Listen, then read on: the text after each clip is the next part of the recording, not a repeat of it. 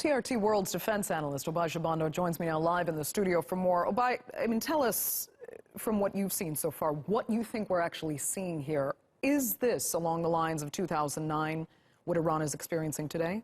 Well, Andrea, these protests are spreading like wildfire throughout Iran from multiple cities, not just in the capital of Tehran. And that's the big difference from 2009. We're seeing these protests in small towns and small villages, not just in the big cities and in the capital in Iran. And that's what's got the leadership in Tehran so worried. In fact, many are now referring to these protests as an uprising. They're gradually getting more violent. We're seeing some indicators that the Iranian Revolutionary Guards are cracking down. At least 4 were killed overnight. And we're seeing more indicators that these protests and this, what could potentially be an uprising, will continue to spread. And we can expect to see the security forces of the Iranian regime to crack down even more violently. It's not surprising that Iranian authorities are saying this marks the infiltration of foreign powers on their soil and their influencing of protesters there. And Trump has, not surprisingly as well, expressed his solidarity with these protesters through tweets.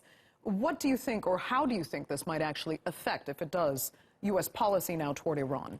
Well, President Trump has called out Ayatollah Khamenei. He was very adamant when he tweeted out that the people in Iran are finally getting wise to how their wealth is being stolen and squandered on terrorism, and that the USA is watching closely. That was the tweet by President Trump last night. So he seems definitely to be sending a warning to Ayatollah Khamenei as these protests are spreading. But from speaking to Iranians, it's clear that their anger is focused on Khamenei.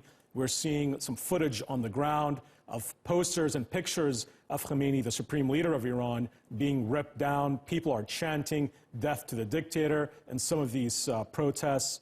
So it's clear here that the focus is really on the leadership of Iran. And also, Trump has been looking for kind of any way to derail the Iran nuclear deal. Does this kind of add some fuel to his fire? Well, what will happen with the Iranian nuclear deal now is the big question. So far, the Iranians and the U.S. are sticking to the agreement. Whether or not, given that President Trump has now voiced his position on these ongoing protests, many are questioning whether that move will de-incentivize the Iranian regime from following through with the nuclear deal. That could be potentially dangerous. That could be a potential outcome of the U.S. position on these protests. But I think we're going to have to wait and see. But it may be the mindset of the leaders in Tehran that why should they hold to this agreement if the U.S. is going to support the uprising as it spreads throughout Iran.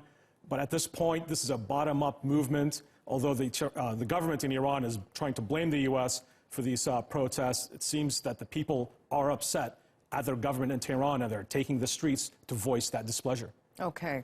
Oubai, we'll leave it there. Thank you so much for that.